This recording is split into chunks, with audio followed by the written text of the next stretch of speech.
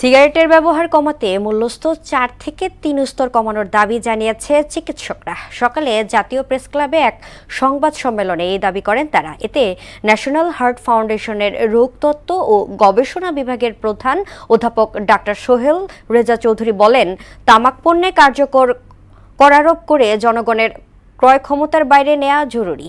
সংবাদ সম্মেলনে আরও উপস্থিত ছিলেন বাংলাদেশ হেলথ রিপোর্টার্স ফোরামের সভাপতি রাশেদ রাব্বি, ন্যাশনাল হার্ট ফাউন্ডেশনের তামাক নিয়ন্ত্রণ কর্মসূচির সমন্বয়ক অরুণা সরকার ও senior communication officer Abu Jafar সহ তামাক বিরোধী সংগঠনের প্রতিনিধিরা।